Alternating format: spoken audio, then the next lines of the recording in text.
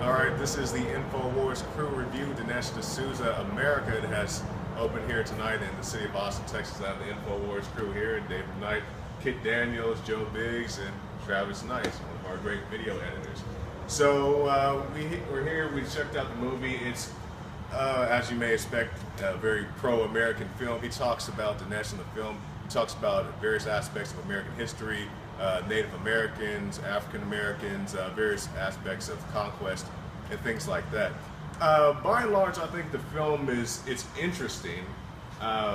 One of the things that stuck out to me, he wants to put a very happy face on America, and I think it's a fair thing to do, to show other sides to stories that you may not be aware of. But the thing that really stuck out to me is when he got to Iraq, and he was talking about the reasons why we went into Iraq, and I'm like, what about the million dead plus Iraqis and the war crimes and a few other aspects? I'll let the other guys talk about things that stuck out to them and just whatever. Yeah, I don't think it's enough to say that we didn't make money off of Iraq, so therefore it's not a problem.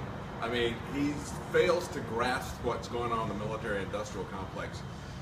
The first, I guess, half hour of the movie, he's laying out criticisms about America's past, and then he defends it on issues like slavery.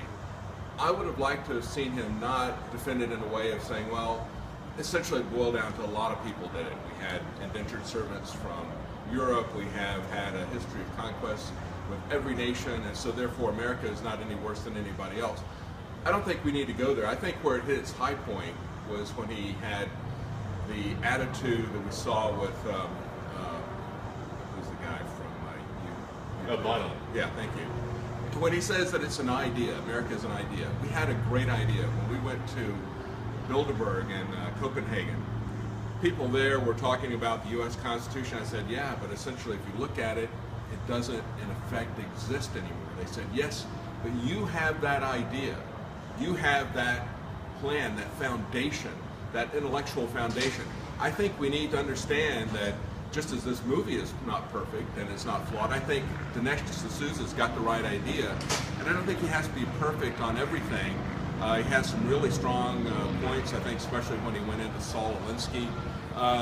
But America is essentially an idea, and they got it right, and we need to stand on that foundation, even though they weren't perfect men. And that was a key part of their understanding, that because men are not perfect, we need to have a system of laws, of checks, of balances, and it needs to be focused on liberty. And so I would have liked to have seen it a little bit more, not so defensive of America's past, looking at what happened to the Indians and looking at that as a good example of what goes wrong with socialism, with bureaucracy, with the kind of reservation system that they've got there. They're now imposing on the rest of us. I would have taken that direction. So I would have done it differently, but it was still a very good film. I think we need to support Dinesh D'Souza and what he's doing. Clearly, he's having an effect on Obama and these people who want to put him in jail. Well, what I like about the movie is the fact that it points out that America was built on individual drive. Like we see in antiquity and throughout the Middle Ages, there's not a huge advancement in technology. But once America is founded, then boom, there's a big explosion in technology, and that's all because of individual drive. That individuals are given the liberty to do what they feel is best and to engage in their own talents and advance society. That's what America is built upon, but now we see that America is, I think Dinesh D'Souza put it really well, that right now we have to restore America because we're losing that kind of value where, as Barack Obama said, if we built a business, someone else made that happen.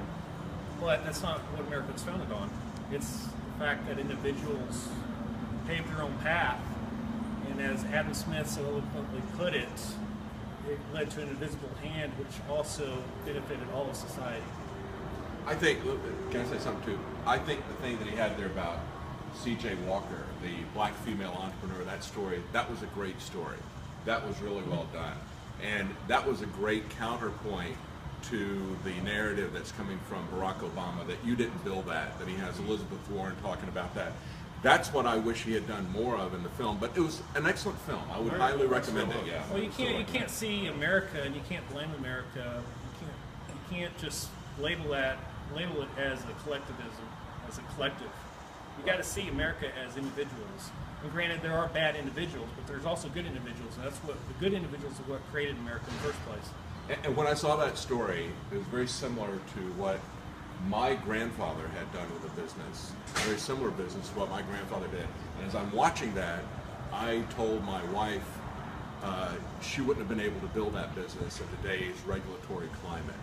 And so far apart from you didn't build that, it would be you can't build that today in America, and that's what really needs to change. Sorry. Yeah, Go ahead, Joe.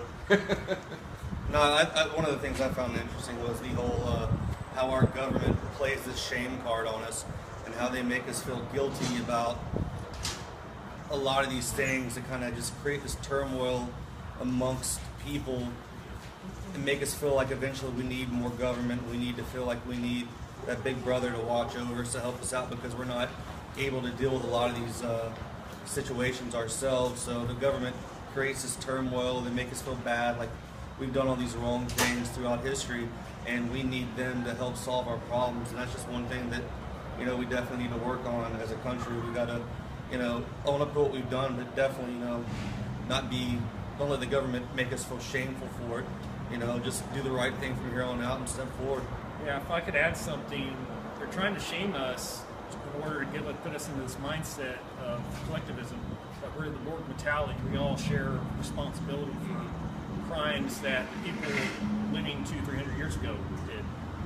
And that's a Saul Alinsky tactic. Yeah. That's what I thought was really good about the movie, was his expose of Saul Alinsky. It's basically connection to Hillary Clinton. It's taking us away from individualism, because it's shaming us into feeling responsibility for actions that someone else did. Yeah, I like the part he was interviewing I can't remember the guy's name. He's a long-haired guy, and he said, you know, if you could, would you drop a bomb on America? And he sat there and he thought about it, and he was like, yeah, I think I would. And my deal is, you know, like I said, collectivism. We're all collectively guilty. Instead of holding the feet to fire of you know, whoever did the offenses, whoever gave the orders, who carried out the action, it's like, no, we're all guilty as a country. Yeah.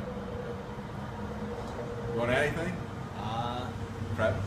Not especially. I mean, in terms of politics, yeah, he takes a little bit too much of a rose-colored view of America. He also tries to defend the Vietnam War, which I'm not really sure you can.